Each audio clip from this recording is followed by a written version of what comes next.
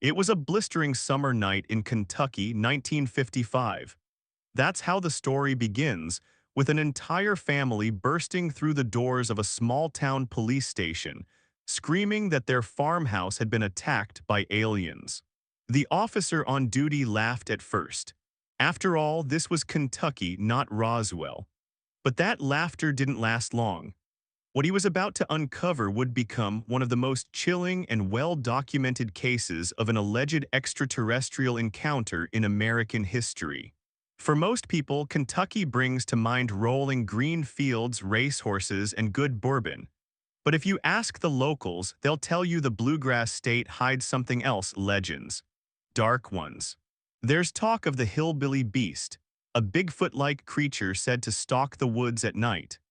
There's the eerie Pope-like monster, part man, part goat, luring the curious onto a trestle bridge with the voice of a crying child, only for them to vanish forever. And then there are the whispers of the little white men of Kentucky, a legend that will sound eerily familiar by the time you finish this story. Because on the night of August 21st, 1955, something truly strange happened. In the quiet farmland between the small communities of Kelly and Hopkinsville, a group of ordinary people claimed they were under siege not by men, but by creatures from another world. 11 witnesses, 8 adults and 3 children, would later describe what they saw in chilling detail. The event drew local police, state troopers, and even the military. To this day, not one of those original witnesses ever changed their story. Here's how it all began. That evening, Billy Ray Taylor, a 21-year-old visitor from Pennsylvania, stepped outside the farmhouse where he and his wife, June, were staying for the weekend. The summer air was thick, heavy, and buzzing with crickets. He walked toward the old well about 100 yards from the house to fetch some water. As he made his way through the fading light, the world felt still, almost too still. A soft breeze whispered through the trees, bringing a brief moment of relief from the suffocating heat inside. The farmhouse belonged to Glennie Lankford, a widow who lived there with her 3 young children. Also visiting were her older sons, Elmer Lucky Sutton and John Charlie J.C. Sutton, along with their wives Vera and Aileen's brother Opie Baker. 11 people in all, a full house on a hot, restless night. When Glennie announced they were out of water, Billy Ray volunteered to refill the bucket. It was a simple chore, but one that would change everything. He reached the well, lowered the pail, and watched it splash into the dark water below. Then, as he lifted his eyes toward the sunset, something caught his attention, something round, glowing, and unlike anything he'd ever seen before. Billy Ray lifted his eyes toward the darkening sky. There, above the quiet Kentucky fields, something shimmered, a metallic object catching the very last rays of the sun. It drifted across the heavens in a long, graceful arc, trailing a faint ribbon of color behind it. There were no wings, no sound, no shape he could quite make out. It simply glided, silent and smooth, before disappearing behind the trees in the distance. Then came a soft, distant thud, and in that moment Billy Ray felt a chill run through him. Whatever it was, it had landed. He dropped the pail, hurried back to the farmhouse, and burst through the door. "I just saw a spaceship," he said breathlessly. For a heartbeat, the room was silent. Then came laughter, warm, teasing, and disbelieving. Surely, they said, this was just one of Billy Ray's jokes. He and Lucky were known for that. But this time, Billy Ray wasn't smiling. His voice trembled as he spoke, and the others could see it in his eyes. He truly believed what he had seen. Trying to make sense of it, they offered gentle explanations. "Maybe it was a meteor," someone said, "or a shooting star," said another, but Billy Ray shook his head. "No," he whispered. "It wasn't like that." Unwilling to let it rest, he asked Lucky to come with him. Together, the 2 men stepped back into the twilight, heading toward the well. The sun had gone now, leaving behind only the faint blue glow of evening. The air was still, and every sound, the crickets, the rustling leaves, felt sharper, closer. They searched the horizon for smoke or any sign of what Billy Ray had seen, but there was nothing. Just the fading light and the hum of the night settling in. As they turned to walk back, a crack echoed through the trees, the sound of a branch snapping underfoot. Both men froze. Out beyond the tree line, something moved, a dim glow close to the ground, slowly drifting toward them. It wasn't a flashlight. It wasn't a lantern. It was something else entirely. The light grew nearer, soft but steady, until they could make out a shape. A small figure, no taller than a child, was gliding toward them, not walking, but floating just above the earth. Its arms were long and thin, its legs short and withered. And those eyes, round, bright, and shining like two polished plates, stared straight ahead, unblinking. For a few endless seconds, neither man moved. Then panic took over. They shouted, stumbled backward, and ran for the house, slamming the door behind them. Inside, Glennie and the others leapt from their seats. "What's going on?" she cried. "There's something out there," Lucky said, breathless. "In the woods near the house." But Glennie only frowned. Surely this was another one of their games. She scolded them gently and sent the children to bed, not wanting any more nonsense before the night was through. Even so, Lucky fetched his shotgun and handed a small rifle to Billy Ray. "You watch the back," he said quietly. "I'll take the front." The house grew silent again. The air was thick with tension, and the low hum of insects outside only made it worse. Then Glennie's voice broke the stillness. "Oh Lord," she whispered. "There's one of them at the back window." Billy Ray turned, saw the shadow, and fired. The shot tore through the screen door, striking the strange little figure. It fell backward with a metallic clang as though its body were hollow. And then, astonishingly, it rose again, unharmed, and glided swiftly into the darkness of the trees. Billy Ray stepped toward the doorway, heart pounding, staring into the night. Billy Ray stepped quietly out onto the porch, his rifle trembling slightly in his hands. The air was thick and still, the night alive with the soft hum of crickets and the distant sigh of wind through the trees. He squinted into the darkness, trying to see beyond the line of the woods. And then, without warning, something moved above him. From the edge of the porch roof, a thin, spindly hand reached down, its fingers long and crooked, tipped with talon-like claws, and it made a sudden grab for his hair. Aileen, who had been standing just behind him, screamed and pulled him backward with all her strength. Billy Ray stumbled into the house as the door slammed shut behind him. Before anyone could speak, Lucky rushed past, his own shotgun in hand. He stepped onto the porch, raised the barrel toward the roof, and fired. The night exploded with the sound of the blast, and then came that strange, metallic rattle once again. Something fell from the roof, hit the ground with a dull thud, and scuttled off into the darkness of the trees. Unhurt, for a long moment no one spoke. The silence was heavy, alive with fear. JC quietly fetched his 20-gauge shotgun and joined the others. They could feel it now, the awareness that whatever these things were, there was more than one. And the bullets did nothing. Inside the dimly lit house, the family huddled together, whispering in shaken voices. Glennie, her hands trembling, crossed herself and muttered that they might be demons sent by the devil himself. Lucky shook his head. "Maybe they're the cave goblins," he said, recalling old stories whispered by the locals. Billy Ray's voice was low and certain. "No," he murmured, "it's them, the ones that came down with that ship." And then a scream. High, shrill, and coming from the children's room. The group froze. Glennie's heart nearly stopped as the children came running down the hallway, crying and shaking. "There's a face in the window," one of them gasped. "It was looking right at us, big eyes, glowing eyes." Lucky's jaw tightened. He told his mother to take the children to the back room and ask JC to go with them. They hurried down the hall, the sound of their footsteps lost in the creaks of the old floorboards. Minutes later, another scream shattered the quiet, and a window broke with a violent crash. JC had seen it again, another face peering in from the darkness. He fired through the glass. The creature fell back, hit the ground, and simply bounced away unharmed. For the next 2 hours, the nightmare continued. Scratching sounds echoed across the roof, like fingernails dragging along metal. Faces appeared at windows, watching silently. And whenever anyone dared to look outside, they saw small shapes darting between the trees, sometimes crouching, sometimes floating, their eyes catching the light like silver coins.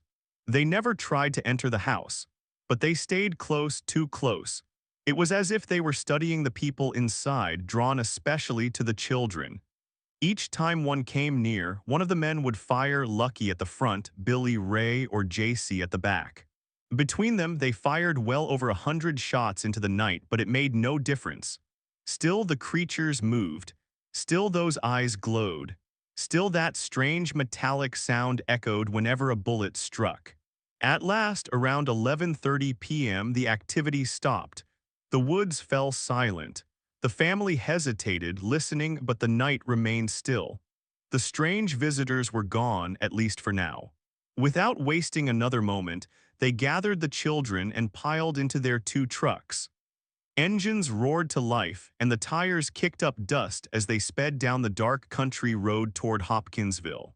When they arrived at the small-town police station, the night officers stared in disbelief. The group looked terrified, pale, shaking, eyes wide with shock. At first, the desk sergeant thought it was a prank. He even chuckled. But as he watched them, his smile faded. These people weren't lying. He radioed for backup. Something was happening out there, and if it wasn't aliens, it might be something worse. Within the hour, 4 city police officers, 5 state troopers, 3 deputy sheriffs, and 4 military police from nearby Fort Campbell were on their way to the Sutton farmhouse. When they arrived, their flashlights swept over a scene of chaos, bullet holes in the walls. Screen doors torn apart by gunfire, windows shattered, and shell casings scattered across the porch. It was clear that something violent and very real had taken place. One officer thought he saw a faint, glowing light deep in the woods beyond the house. They searched the area carefully, calling out into the darkness. But when they reached the spot, there was nothing there, only silence. Only the soft hum of the Kentucky night hiding whatever it was that had come and gone. When the officers searched the quiet property that night, their flashlights swept through the shadows and across the soft Kentucky soil. The air felt heavy, as though it carried the memory of what had just unfolded. At one particular spot, the place where Lucky claimed to have hit one of the beings, an officer stopped suddenly. There in the dirt was something strange. A faint stain glimmering under the beam of his flashlight. It had a subtle sheen, almost metallic, but when he crouched to take a closer look, it vanished the moment the light shifted. He tried to collect a sample, but there was nothing to gather. No residue, no trace, only that ghostly shimmer. Whatever the creatures had been, they were gone. The officers turned their attention back to the farmhouse, where the family waited huddled together, pale and trembling. One by one, each of them was questioned, and each told the same story. Their words aligned almost perfectly, their descriptions nearly identical. They spoke of glowing eyes, spindly limbs, and metallic skin that shimmered in the moonlight. They described the strange sounds, the fear, the feeling of being surrounded. Even the neighbors had seen something unusual that night. They recalled faint, darting lights among the trees and the sound of gunfire echoing through the distance. At the time, they had assumed it was the Suttons chasing after an escaped pig or scaring off a wildcat. But by morning, when the whispers began, those harmless explanations seemed to dissolve into something far stranger. When daylight broke, curiosity drew people toward the farmhouse. Neighbors gathered at the edge of the property, their voices hushed, wondering what might have really happened. But when they reached the house, they found it empty, not a sound, not a soul. The Sutton family was gone. As the story would later reveal, Glennie, the matriarch of the household, had woken around 3:30 a.m. The farmhouse was still, the air cool, the woods beyond the window painted silver by moonlight. She turned her head and her heart nearly stopped.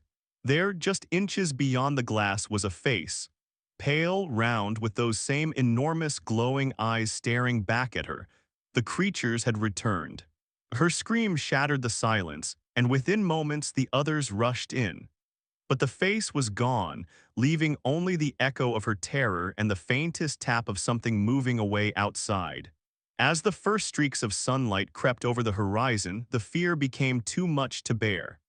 The family gathered the children, threw what they could into their trucks, and fled once again into the dawn, not daring to look back. It would be a long time before they returned home, but the world didn't wait. Within days, the Kelly Hopkinsville incident became a national obsession. Reporters flooded into Christian County. Radio stations buzzed. Newspapers printed sensational headlines. Aliens attack farmhouse in Kentucky. At first, the Suttons tried to cooperate. They told their story earnestly, hoping anyone would take them seriously. But it didn't take long before the questions grew mocking, the tone patronizing. The family realized the world wasn't listening, it was laughing. So they closed their doors and stopped speaking altogether. The media circus continued outside, cameras flashing, strangers trespassing onto their land. They were hounded day and night by reporters, skeptics, and thrill-seekers who came looking for a glimpse of the alien house. Still, for those rare few who managed to speak with the Suttons in later years, one thing never changed their story. Every detail remained the same even decades later. The glowing eyes, the metallic rattle, the hovering, not walking, the same terror told in the same trembling voices. Their consistency was chilling. It was as if the memory had been burned into their minds, untouched by time or doubt. Eventually, Glennie and her family packed up and left the farmhouse for good. The laughter of strangers, the mockery in the papers, and most of all, the haunting fear that the creatures might come back drove them away. They left behind their home and a mystery that would never fade. Over the years, countless books and documentaries would revisit the Kelly Hopkinsville encounter, each trying to explain what really happened that summer night. Many of the police officers who had been there would later go on record saying the same thing, that the family was truly terrified. They'd seen fear before, but never like this. And the damage to the house, the shattered windows, the bullet holes, the torn screens, was proof that something extraordinary had occurred. But whether that something came from this world or beyond it, no one could say. Skeptics, of course, offered their explanations. Some blamed alcohol, others hysteria, but one theory stood out above the rest. A man named Joe Nickel from the Committee for Skeptical Inquiry suggested that the family hadn't seen aliens at all but a pair of great horned owls. The theory had logic on its side. Owls are large, silent hunters. Their golden eyes glow in reflected light, they defend their nests fiercely, and they swoop down without a sound. To a frightened family in the dark woods, their movements could easily be mistaken for something unearthly. And yet, the details didn't quite fit. The Suttons described beings that stood 3.5 feet tall, far larger than any owl could ever grow. They didn't swoop or dive, they floated. They moved slowly, deliberately, almost as if gliding through water. And then there was that metallic sound, the strange rattling noise each time one of the creatures was hit. No owl in the world could make that sound. It was the one detail that refused to fade, the one that no skeptic could fully explain, a haunting echo in the Kentucky night, reminding all who heard the story that maybe, just maybe, something else had visited that farmhouse. Now one thing was certain, great horned owls are not bulletproof, and they most definitely don't rattle like tin cans when struck by gunfire. It was a simple truth that no one could deny. And yet, for the skeptics, it was easier to look elsewhere for answers than to accept what the Sutton family had described. When the owl theory began to crumble, critics clung to another explanation. Perhaps the family had been drunk, or worse, had made the whole thing up. But the police reports told a different story. Officers who were there that night confirmed that no one had been drinking. There were no empty bottles, no slurred words, no signs of intoxication at all. And really, what sense would it make for a humble, hard-working family to destroy their own farmhouse in the middle of summer, riddling it with bullet holes, shattering windows, and frightening their children, all for a hoax? They had nothing to gain and everything to lose. If money was the goal, there would have been far easier ways to earn it than turning their quiet rural home into a spectacle of fear and disbelief. In fact, the Suttons never made any real profit from their story.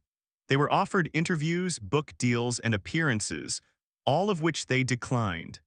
The damage to the farmhouse alone cost them more than they could afford, and the ridicule that followed left scars far deeper than any bullet holes. There were some accounts that, in the days after the encounter, the Suttons charged a small fee to anyone who wanted to step onto their property. And yes, they openly admitted it. But their reason wasn't greed, it was protection. They had become the unwilling center of a storm, reporters, tourists, and thrill-seekers showing up day and night, trampling their land, peering through their windows, hoping to see a monster. The small admission fee wasn't for profit. It was to keep people away, to give them even the smallest bit of peace. Despite the laughter and disbelief that surrounded them, those who truly knew the Sutton family told a very different story. Friends, neighbors, churchgoers, coworkers. All of them swore that the Suttons were honest, humble people, the kind who didn't seek attention, the kind who would never dream up something so wild just to get a headline. For them, the idea that the family had fabricated such an elaborate hoax was unthinkable. It simply wasn't in their nature. The Suttons themselves seemed to agree. Whenever they did speak of that night in hushed tones years later, they always said the same thing.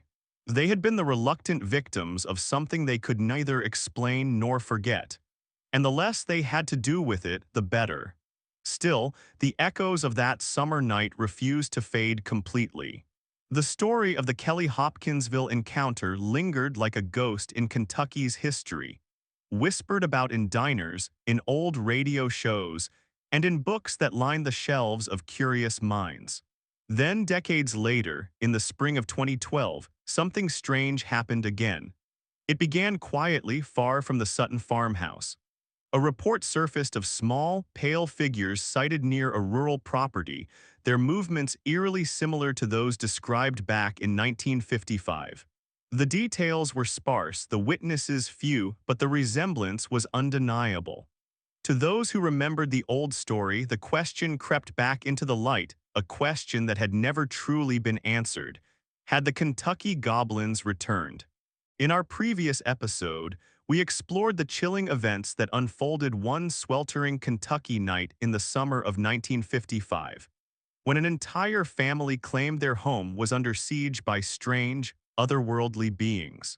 For more than 6 decades, that story has lingered like a ghost in American folklore, a mystery whispered about in late-night radio shows and dusty diners.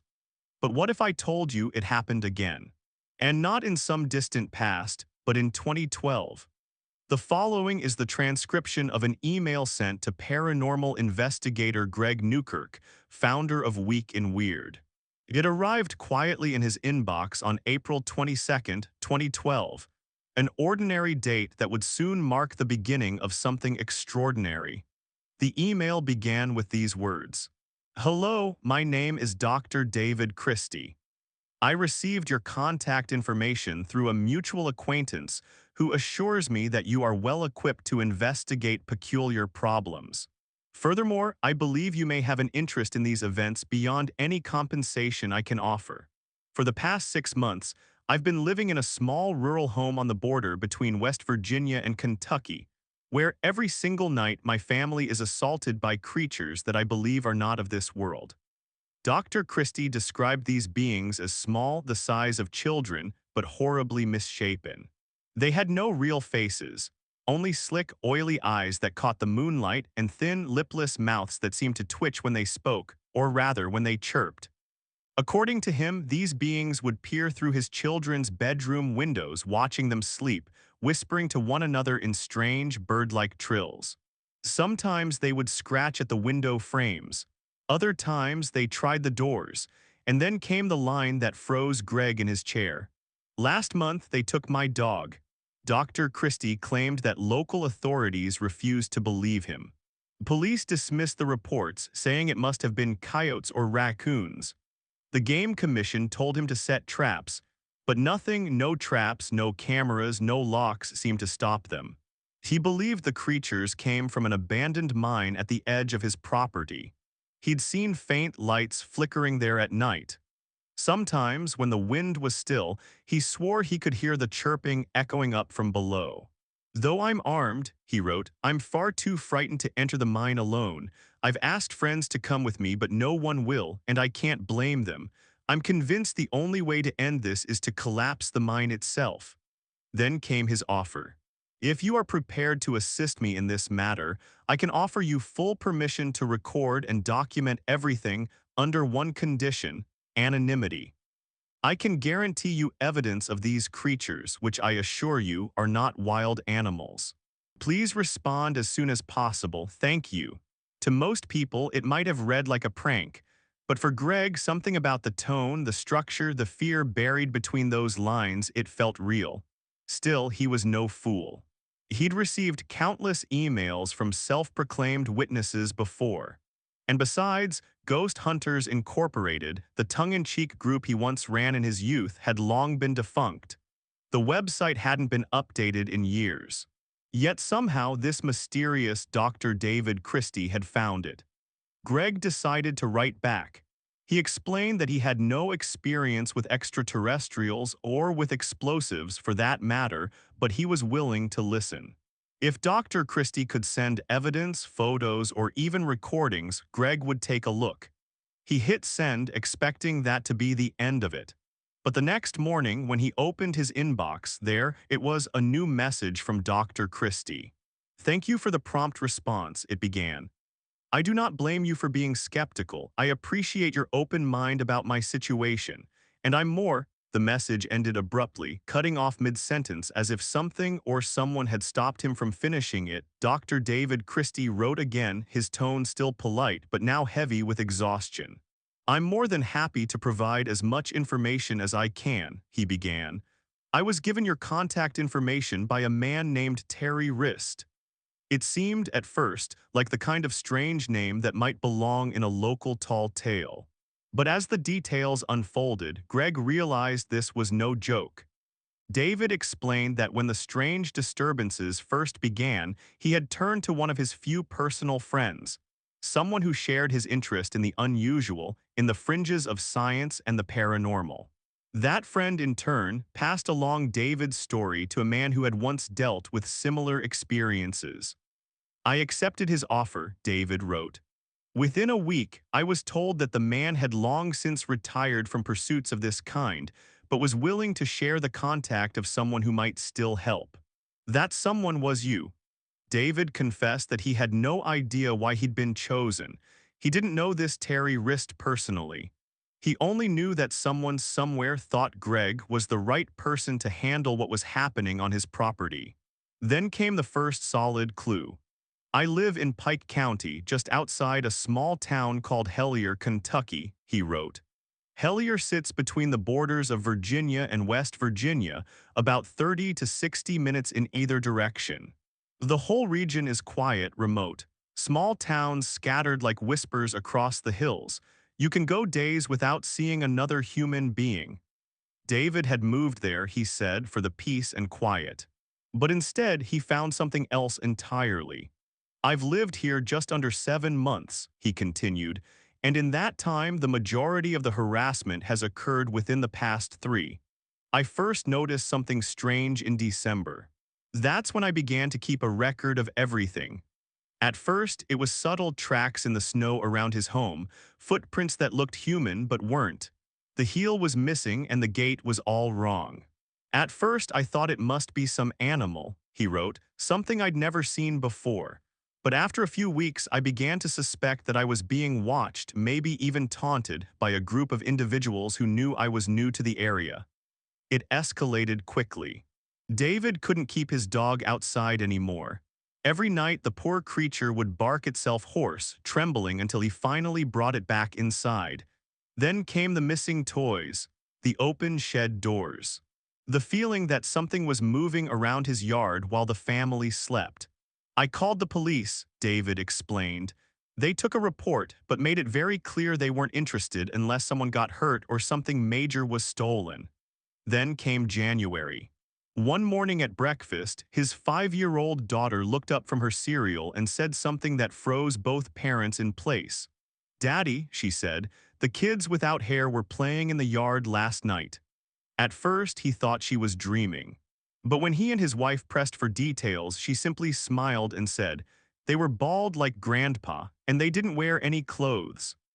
Later that same day, David found the Christmas wreath from their porch stuffed into the mailbox, twisted and crushed. Something about the act felt mocking, deliberate. He bought motion-activated floodlights the next morning and installed them himself. For a few weeks, it seemed to work. The nights were quiet again, but peace didn't last long. By late February, the bald kids had returned. This time they woke the entire household. I was jolted awake by my daughter's screams, David wrote. I rushed down the hall and met her running toward me. My wife followed close behind. When we finally calmed her enough to speak, she said the kids had come back. They were trying to see through her window but couldn't reach. So they began tapping. That was the last night the little girl ever slept in her own room. The next morning, David called the police again. This time, an officer actually came out to their home. David walked him through the events, the noises, the missing toys, the fear of letting the dog out after dark, and of course, the bald children. When the officer inspected the ground beneath his daughter's window, he found something odd. The dirt was disturbed, as if something had been standing there, pacing back and forth. But his conclusion was brief and dismissive. It's just an animal, the officer said flatly. You'd be better off calling the game commission. And with that, he left, leaving David, his family, and their quiet little farmhouse alone again. Alone but not safe, the officer had told Dr. David Christie, in a tone that carried both disinterest and finality, that he should contact the state game commission rather than waste their time any further. But deep down, David already knew what he was dealing with was no animal. The days that followed felt like walking through a waking nightmare. Each morning brought new evidence, subtle, almost mocking reminders that someone or something had trespassed upon his property while the world slept. There were smudges on the windows, like the greasy outlines of palms pressed against the glass. The stones that lined the garden wall had been dragged and rearranged, forming odd, meaningless shapes. And the old screen door, which creaked with every gust of wind, now bore fresh tears, as though something had clawed its way through it during the night. Then came Wednesday, March 7th. That was the night David Christie saw them with his own eyes. The dog woke him just past 1:30 a.m., scratching frantically at the back door, whining to be let outside. At first, David thought nothing of it, until he noticed the motion-activated floodlights were already glowing across the lawn. He walked quietly to the kitchen window. From there he could see it, a long, distorted shadow stretching across the yard, cast by something standing directly beneath the floodlight. He couldn't see the figure itself, only its shape, an angular, twisting silhouette, as though its limbs didn't quite bend the way a person's should. The dog began to pace in circles, growling in short bursts. Then came another sound, faint at first, then unmistakable, the shuffling of something on the porch, rummaging through a box of tools he'd left outside. Anger overtook fear. Without thinking, David slammed his hand against the window pane and shouted. The response was instant. The screen door flew open, banged against the siding, and from outside came a strange, shrill noise, unlike anything he'd ever heard before. It was a chirping, almost insect-like, yet low, guttural, and wrong. It had weight, it had intent. David froze. His pulse thundered in his ears. He realized there wasn't just one of them out there, there were at least two, maybe more. The first shadow was joined by another, and for a fleeting moment, he could see both of them turning toward each other, trading sharp, quick bursts of that same alien chirping. And then he saw it. From the corner of his eye, near the flower bed beneath the kitchen window, something moved. There, standing motionless in the moonlight, was a small humanoid figure, no taller than 4 feet. Its skin was colorless like candle wax, and it gleamed faintly under the glow of the floodlight. Its body was entirely hairless, smooth and frail-looking, yet the way it stood, rigid and deliberate, filled him with dread. The thing's face was wrong. It had no nose, no ears that he could see.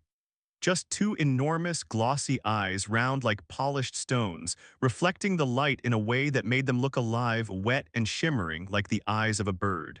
There was only a thin, slit-like mouth, motionless even as the creature let out another one of those chirping calls. The sound didn't come from its lips at all. It came from deep within its throat, a dry, vibrating hum that made David's skin crawl. It wasn't human, and it wasn't an animal. He didn't move, couldn't move. His body had turned to stone as his mind screamed to run. He watched as the pale creature hopped, yes, hopped toward the others. Then, as if sensing his gaze, the group turned and scattered into the woods, vanishing into the darkness. David counted at least 5 distinct figures before they disappeared beyond the tree line. That night he didn't tell his wife. How could he? He couldn't bring himself to even say the words. The next morning he told only 2 people. You, the investigator, and the close friend who had introduced him to that mysterious man, Mr. Terry Wrist. Beyond that, he wanted the matter kept in total secrecy. Since that encounter, his dog had vanished, gone without a trace from the porch where it once slept every night. David knew in his gut that the disappearance was no coincidence. The following day, he searched the property, this time in daylight. When he reached the edge of his land, he noticed something strange, a trail of scattered belongings. Old tools, torn bits of cloth, his daughter's missing toys. They led straight to the mouth of an abandoned mine. The air that wafted out of the tunnel was cold, heavy with the scent of damp earth and rust. He stood there for a long time, staring into the darkness, listening, but heard nothing. He didn't dare go inside. His friend had told him that such encounters, visitations, as he called them, had happened before. He'd even shown David documents and testimonies from others who had claimed to experience the same kind of beings. It brought little comfort. David knew what he'd seen, what he'd heard, and what he'd lost. He also knew that if he spoke too openly about it, his reputation, his entire life would unravel. In his final message that night, his voice trembled through the written words. I know how this must sound, he wrote, but I can think of no other explanation for what I have seen. My only solution now is to seal the mine entrance. I cannot do this alone, and I am too afraid to try. He offered to pay for the investigator's travel expenses, to provide full access to his land, and the freedom to record whatever was needed on one condition: absolute anonymity. Beyond that, he said, I have no greater desire than to be rid of this problem once and for all. Please tell me what photographs you need and where I should send them. And with that, David Christie's message ended. But it was only the beginning of something far darker. Greg sat staring at his computer screen, rereading the email from Dr. Christie. The story was fascinating, unbelievable. Even, but still, he wasn't ready to jump in headfirst without proof. He needed something real. He sent a careful response, politely requesting more evidence. Yet one thing lingered in his mind, a name that seemed to glow off the screen: Terry Wrist. It wasn't a name Greg recognized. He combed through old case notes, dusty archives of strange emails and forgotten names from earlier investigations, but nothing. Whoever this Terry Wrist was, he wasn't part of Greg's world. So Greg did what any curious investigator would do: he went digging online. At first, there was nothing, just dead ends and old message boards filled with rumors and blurry images. But then something curious appeared. The name Terry Wrist popped up not as a person, but as a character in 2 rare books by Alan H. Greenfield: The Secret Cipher of the UFOnauts and The Secret Rituals of the Men in Black. In those books, Greenfield interviewed an ex-military man, one who claimed to have operated under that very pseudonym, Terry Wrist, and what he described sent a chill through Greg's gut. The man said he had been part of a covert unit of Vietnam War veterans, sent to infiltrate and destroy underground alien bases hidden deep beneath the American South. The entrances, he said, were often found in abandoned mines and cavern systems, dark, endless tunnels stretching into the unknown. It sounded insane. And yet, it lined up too perfectly with what Dr. Christie had described. Greg leaned back in his chair, staring at the screen's faint glow. Could this be real? He muttered under his breath. It was too strange to ignore, but far too wild to believe. His skepticism only deepened when weeks passed with no response from Dr. Christie. The silence stretched on long enough for Greg to start believing the whole thing had been a hoax, just another lonely soul chasing shadows. And then, just as he was about to move on, another email appeared. Subject: Apologies for the delay. My apologies for the time it has taken me to reply to your previous email. The situation at my home had become unbearable, and we chose to stay with my wife's family out of state until an appropriate solution could be found. I am at my wit's end. This afternoon, my brother-in-law and I returned to the house for the first time in over a month. I needed to check on the security of the property and gather a few belongings. The house seemed untouched, which leads me to believe that whatever these creatures are, their motives are tied to the presence of my family. As you requested, I brought a camera back with me, hoping to capture some proof. While the home was free of damage, I discovered a fresh trail of prints leading into the woods behind my home, following a narrow stream near the old mine. My brother-in-law, an avid hunter, couldn't identify them. Despite his skepticism, he admitted they were unlike anything he'd ever seen. Perhaps you might know someone better suited to analyze them. I'll be spending the next 2 nights in the house. If I find anything more, I'll send you additional photographs. I look forward to your thoughts. Attached to the email were several photographs, muddy footprints pressed deep into the earth. Greg opened them one by one. They were small, human-like, but off. The shape was strange. The proportions unsettling. Greg wasn't a tracker or a biologist, but he knew enough to recognize when something didn't belong. He forwarded the photos to a handful of experts, wildlife specialists, zoologists, even a cryptid researcher he knew from past cases. None of them could identify the prints, but one detail stood out: the dermal ridges. Faint, wavering lines, the same kind of ridges you'd find on the sole of a human foot. They were as unique as fingerprints and almost impossible to fake. Greg's pulse quickened. This was no hoax. Not easily, anyway. For the first time, he felt that tingle in the back of his neck. The same one he got right before every great mystery began to unravel. He leaned forward, typing a quick response. He wanted to know everything: where the prints were found, how deep they went into the woods, what the air smelled like that night. And as he hit send, Greg had no idea that this was just the beginning. The next morning, Greg opened his inbox and froze. A new email had arrived from Dr. David Christie, subject line: more evidence. Inside was a short, uneasy message that read: the creatures came out of the woods late last evening. I've enclosed photographs taken to the best of my ability, given the situation. I've also included pictures of their footprints with a measuring stick beside them. My brother-in-law is no longer as skeptical as he was when we arrived. He's leaving before dark tonight. I look forward to hearing back from you. Attached were more photographs, grainy, unsettling, and cold. The first few images showed the same strange footprints, but this time Greg noticed something new. A ruler had been placed next to them for scale.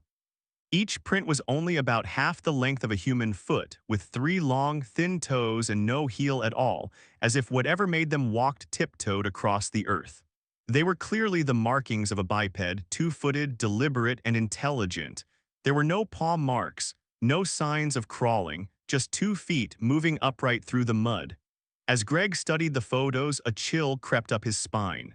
These weren't animal tracks, at least not any animal he had ever seen, but it was the next set of attachments that truly unsettled him. There were 3 photographs, each more unnerving than the last. The first image didn't reveal much. A blur of motion, faint shapes lost in darkness. The second, though, once Greg adjusted the brightness and contrast, it showed something that made his blood run cold. A figure, thin, pale, standing in profile. Its head too large for its body, its skin gray and smooth like polished stone. One dark, almond-shaped eye caught the light, and beneath it, a small slit where a mouth might be. It wasn't clear, but it was enough. Then came the third image, the clearest of them all. In the low light, a humanoid creature appeared to be peering from behind a tree. Only part of its body was visible. A head tilted at an unnatural angle, a shoulder, and an arm so thin it looked skeletal, it seemed to be watching. Waiting. Greg stared at the photos for a long time, his heart pounded in his chest, yet he couldn't look away. If these images were genuine, they were unlike anything ever documented before. But then silence. No more emails, no more messages, no more updates. Dr. David Christie was gone. Greg wrote again and again, trying to make contact, nothing. It was as if the man had simply vanished. Still, Greg couldn't shake the story, he couldn't walk away from it, so he decided to dig deeper. He began by calling the police in Helier, Kentucky. Dr. Christie had mentioned that officers had visited his property, and Greg reasoned that there must be some kind of record, a report, a call log, anything. Helier was a small town, far too small to have its own police department. So Greg reached out to the nearest state police office instead. To his surprise, they confirmed that they had received a call very similar to the one described in Christie's email, but beyond that, they refused to give any details. Next, Greg tried searching public records. He looked through census archives for anyone named David Christie living near Helier, but found nothing. The town was so small that no official census data had ever been recorded. Frustrated but determined, Greg turned to geological records. He wanted to know whether any abandoned mines existed in the area. If Dr. Christie's story was true, the creatures were coming from one. And sure enough, government files confirmed it. There were dozens of old, collapsed, and forgotten mine shafts within a small radius of the town. Even more eerie, many of these properties had streams running through or near them, just like the one the doctor had mentioned. Every small piece of evidence matched up, every thread led to something real, but not one of them could tell Greg where David Christie actually lived or what had become of him. Days turned into weeks. Weeks faded into months. Eventually, Greg had no choice but to shelve the case. The emails stopped, the trail went cold, and life went on. At least that's what he tried to tell himself. By the end of that year, Greg and his wife, Dana, had turned their attention to something new, a documentary web series called Engaging the Strange, part of their Planet Weird project. The series explored unexplained phenomena across America, and for one experiment, they traveled to Brown Mountain, North Carolina, home to the mysterious Brown Mountain Lights, glowing orbs that had baffled locals and scientists alike for generations. But as Greg stood there beneath that eerie blue light flickering over the mountainside, he couldn't shake the thought of the man who'd written to him months earlier. The man who claimed that creatures came crawling from the mines at night. The man who vanished without a trace. And deep down, Greg began to wonder, had the story truly ended? Or was this just the beginning of something far stranger? The following events seemed, at first, to have nothing to do with Dr. Christie's haunting tale. During the filming of their paranormal web series, Engaging the Strange, Greg and Dana found themselves in the misty wilderness near Brown Mountain, North Carolina. One of their friends on set, a quiet, curious man, happened to mention that he knew of a nearby cave. He claimed it was rumored to be an entrance to an underground alien base. The words alone were enough to stir that old, familiar curiosity in Greg's chest. So naturally, they agreed to see it. The two of them trekked deep into the woods, the daylight dimming beneath the canopy until everything seemed dipped in silver shadow. The air was cool, the forest floor soft underfoot, and there, half hidden by vines and stone, they found the mouth of the cave. They didn't find any alien structures that day, no glowing tunnels or otherworldly hums. But what they did find was strange. At the far end of the cavern stood a massive boulder.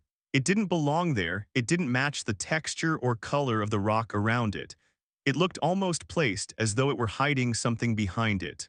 The shadows seemed deeper beyond it, as if the cave continued farther into darkness unmeant for human eyes.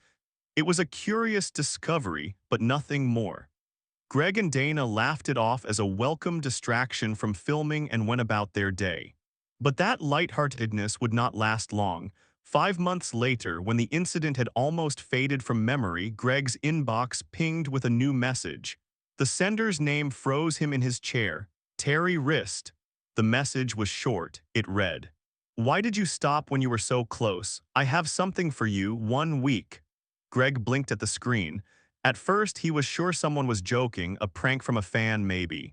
After all, he had written about the David Christie emails online, even mentioning the strange pseudonym Terry Wrist on his blog Weekend Weird. But he had been careful. He had never revealed the exact location or the full details of the case. He pushed the thought aside and went about his week. But exactly 7 days later, another message appeared, and this time it was different. Helier was just a symptom. The ink and black are isolated still in the third order, MIA. Bear in mind, for every door closed, a window must be open. The door is closed. The window is open. Use the numbers.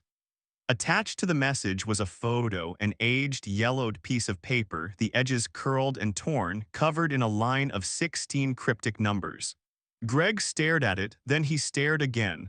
The word Helier echoed in his mind like a whisper from the cave itself. He had never written that name publicly. Only a handful of people knew about the town, only those he trusted completely. How could someone else know? He showed the image to a few friends, none of whom understood it at first. Then one of them made a casual suggestion. Maybe their coordinates. Greg hesitated. Then he entered the numbers into Google Maps. The globe spun slowly. Zooming in closer and closer, the satellite view settled on a quiet stretch of North Carolina forest. Greg's stomach sank. It was the same cave. The one near Brown Mountain, the one they had visited 5 months earlier. The same strange boulder, the same shadows, the same forgotten passage. He sat back in stunned silence. Only a handful of people had been there that day, his wife, their friend, and a small camera crew. None of them knew about the Helier case, and even if they had, they couldn't have known those coordinates. Someone was watching. Someone who knew too much. Greg and Dana didn't speak much about the message after that. But the unease lingered, a cold fog that hung over them. Something about this entire chain of events didn't add up, and deep down, Greg could feel that this was far from over. Still, he tried to make sense of it. He began to draw comparisons between Dr. Christie's case and the Kentucky Goblins incident of 1955. Both occurred in remote Kentucky towns. Both involved frightened families, their homes surrounded by strange, small humanoid beings emerging from the night. But there was a difference. The Sutton family's encounter had lasted a few hours. Dr. Christie's ordeal stretched on for weeks. Could they have been the same creatures? Greg began to think that maybe these beings weren't biological at all. Maybe they were mechanical. Perhaps what the Suttons thought were pointed ears were actually antennae or the edges of some kind of helmet. A headset maybe. Kentucky, after all, is riddled with caves and coal mines, dark, twisting veins running deep beneath the earth. The kind of places that could hide anything or anyone. And as Greg pondered this, a single thought wouldn't leave him. What if the creatures never left? What if they've simply been moving deeper into the hills, waiting, watching? The Appalachian Trail winds through ancient hills, a place of silence, shadow, and stories whispered through generations. And among those stories are the little white men of Kentucky. Reports of strange, pale creatures, small, silent, and human-like, have surfaced here for decades.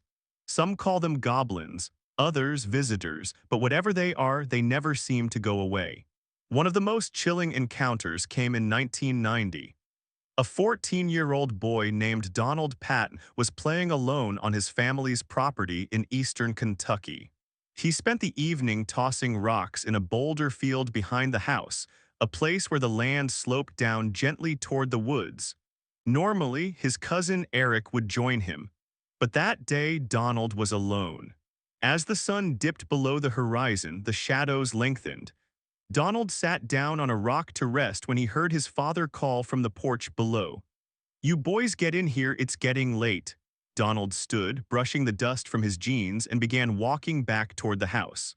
But then his father shouted again, "Eric, get down here." Donald stopped. He turned confused. He shouted back, "Dad, Eric isn't here. I've been alone all day." There was a long silence. Then his father's voice carried back, low and shaken. "Then who were the two children standing behind you?" Later that night, his father explained what he'd seen: two small figures, each barely 4 feet tall, standing just behind Donald. Their skin looked smooth and pale. Their clothes, if they were clothes, appeared all white, blending with the dusk light. When the father shouted, both figures bolted, vanishing behind one of the outbuildings, as if they'd melted into the landscape itself. "They were standing right behind you," his father whispered, "looking down your shirt collar." That was the last anyone saw of them, but sightings like this were not rare. In fact, they seemed to connect threads of mystery woven through decades of strange accounts. Greg began to wonder, could the Kentucky Goblins of 1955 have been the start of something much larger? He proposed an unsettling theory that perhaps an extraterrestrial craft had crashed here, deep in the forests of Kentucky, and that its occupants, unable to leave, had taken refuge in the maze of old mines and underground tunnels that stretch for miles beneath the hills. Maybe they're still there. After all, there was an abandoned mine not far from the old Sutton farmhouse, the very place where the 1955 incident began. Could that be where the goblins disappeared to? Others, however, believe something different, that these creatures are not visitors from above, but natives of the earth itself. The Hopi people, for instance, speak of the ant people, ancient beings said to have lived in great caverns beneath the desert. The drawings they left behind show figures hauntingly similar to the gray, wide-eyed entities of modern UFO lore. So what are we to make of the emails sent by Dr. David Christie? Was he truly a man tormented by something in the woods, or was it all part of an elaborate deception?